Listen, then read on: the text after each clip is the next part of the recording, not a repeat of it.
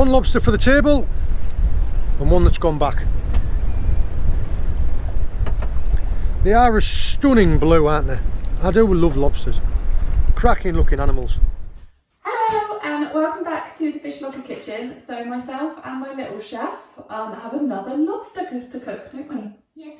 We are going to make a lobster thermidor this time. So it's a there's a couple of steps and processes to it. So we'll take you through each one as we come to them, and I'll take you through the ingredients as we need them.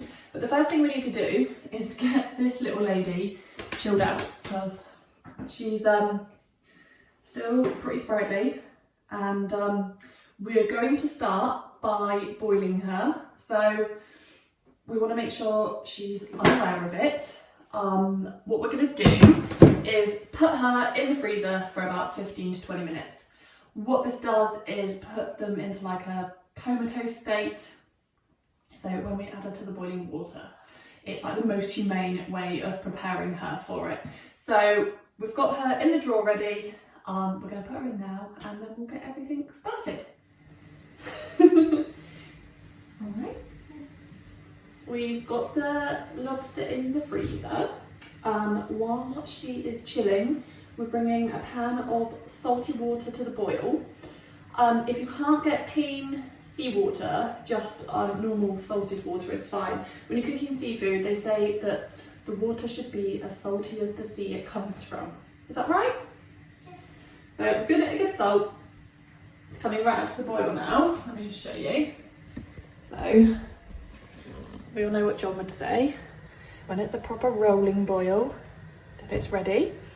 Now it's at a rolling boil, we will add the lobster in. You wait for it to come back to a proper rolling boil, and 2 minutes after that it's ready to come out. Once it's ready to come out, we are going to put it straight into the sink full of cold water and ice to stop the cooking process. Because it's in a shell, the shell will hold the heat and carry on cooking the meat, and we don't want it to be really rubbery. Once it's cooled down, we're going to cut it into 2 halves. John's going to cut it into 2 halves, like that, James. I'll show you how to make the sauce to go with it, and then it's going to go in the oven for 10 minutes. And we're going to do some sauteed new potatoes to do with it, or you could do homemade chips or something. So for the thermidor sauce, you want some fish stock. There's just under 300 ml in there. Double cream, shallots, white wine, tarragon, chives, lemon, English mustard, and Gruyere. I don't know how to pronounce it, I'm sorry. Either Parmesan or Gruyere cheese. So we've added the lobster into the pan. Wait for it to come back up to the rolling boil.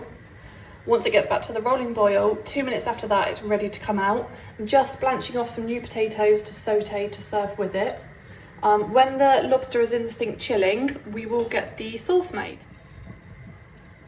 There we go, that's proper back to the boil now. It's had another 2 minutes after, so I'm going to get her out and straight into a sink of cold water. Right.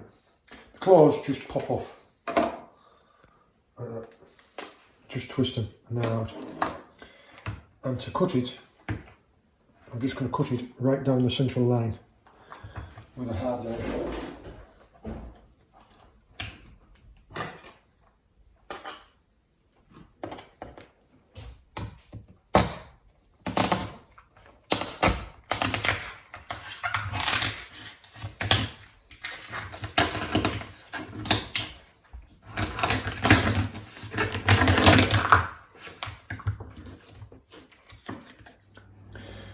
You can see there, I've just cut it straight down the centre.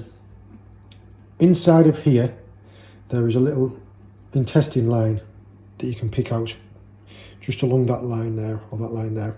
I've washed out the soft part of the inside of the cavity, and these parts, the red bits, often called the tamale, can be added to a sauce or can be dried out and used to like sprinkle on top afterwards.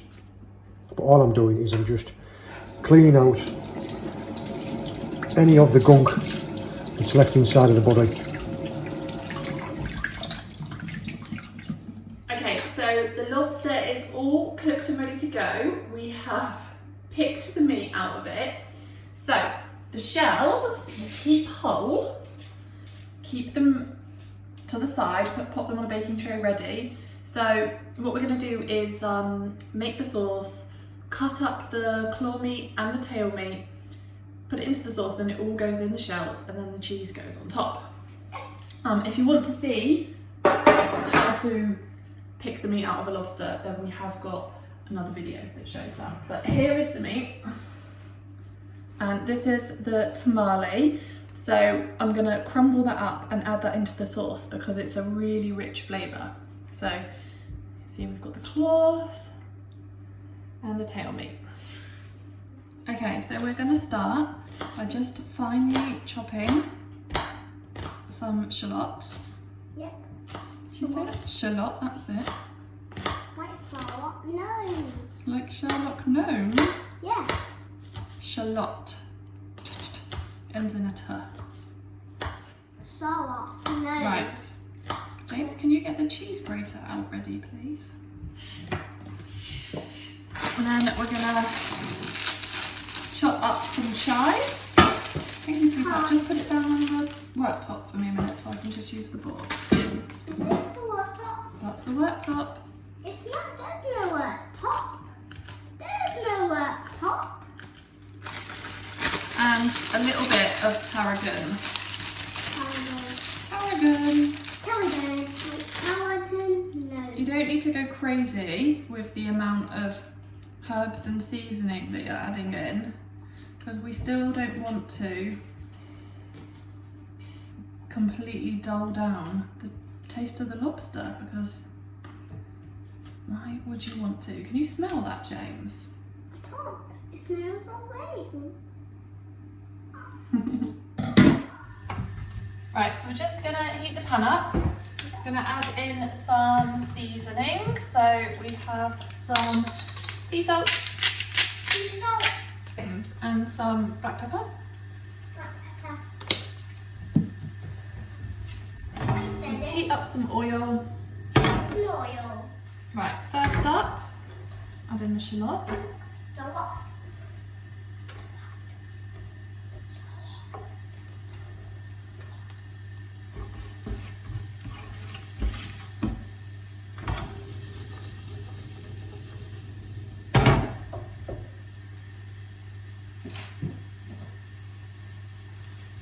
And I want the juice of half a lemon. You need a little pot. Yeah, I do. That's darling. The white wine ready. The stock and the cream. It's 120 mils of white wine. This is 187, so we'll just use part of it. Double cream. This tub is 150 mils, so we'll use all of that. Right, shallots are good. Add in the chives and the tarragon. Tarragon. Keep your watch for me, James. And we're going to add in the stock.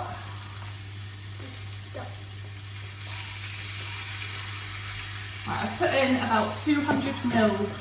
There was 300 in that jug. I've put in about 200. We're going to add in the lemon juice. Lemon juice. Add in the wine.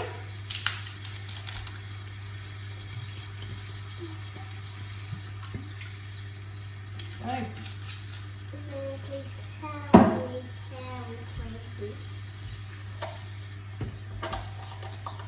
And then add in the cream. Now, I'm just going to bring this up to the boil, and then we are going to let it reduce by about half. Right, that's simmering away. So we're just going to let it reduce down by about 50% you want. And then we're going to add in the lobster meat, spoon it back into the shells, pop the cheese on top, and we're going to put it in the oven, which is preheating to about 170. Just bear in mind, we aren't putting it in the oven to cook it. It's already cooked. It's just going to be to melt the cheese. So probably like 5 to 10 minutes. James is expertly grating the cheese for us. You have to be very careful, don't you? Okay, that's reduced down plenty now. So what I'm going to do is chop up the lobster and add it into the sauce.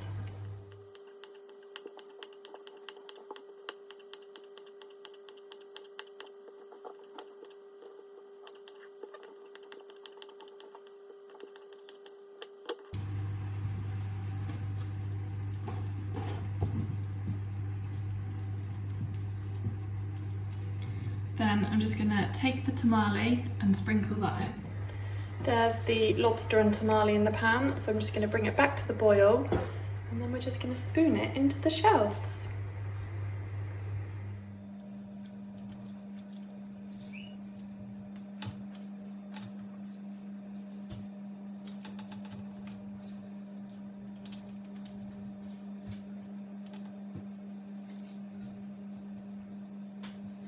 Right, James, you're going to come and help with this very carefully.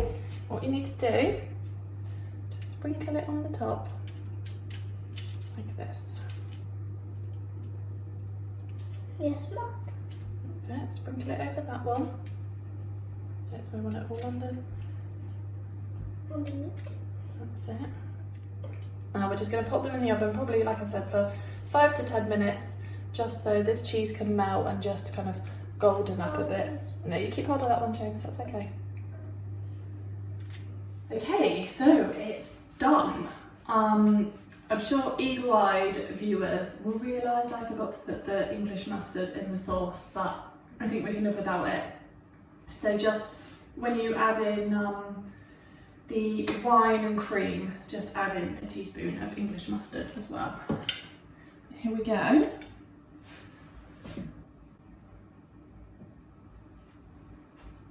How impressive is that? I am pretty pleased with it myself. And then we just have some salt and pepper, sauteed potatoes. If you haven't tried it before, give it a try. It's definitely worth having. It's quite a retro dish. Was really popular in the 70s. So let's get it served up. I hope you enjoyed this, and see you again soon. Back. Let go. There you go. I don't have anything to tell you. What do you think? What do I think? Yeah. I think it looks fantastic. It's definitely a better pleasing to the eye. You want another plate? Yes.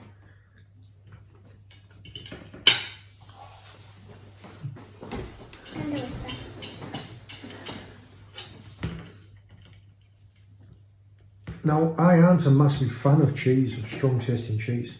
Neither of us are really, are we? No, but this, it smells, doesn't smell as much like seafood. Like if you're the last recipe where we roasted it, it smelled strongly of lobster. This doesn't. This smells of the sauce. It looks slathery. It's true. Can I try some? It is really nice. So this is how it opens, and this is how it closes. Yeah. If you do this, means for grabbing everything as it does it. Yeah. And it closes if it misses. It was a lot more effort, wasn't it? This is. Than Just had a busy day as well, haven't we? than just boiling and picking. Can't find my fork. Your mum's got it. I don't know how to do that. I'm just doing Yeah, it was. Usually, if we just boil and pick them, it's over. Well, the cooking's a matter of 10 minutes. This was a lot more time consuming, wasn't it? A little bit. I don't think it's crazy. I mean, obviously you've got to cook it, then cut it, then pick it. But if you want to, Put some shrapnel in. if you want a fancy centerpiece, I think it. Oh yeah, if you were entertaining. If you were entertaining for the evening, this would be a lovely looking and a delicious tasting meal for people. I did saute potatoes. You could do homemade chunky chips or something.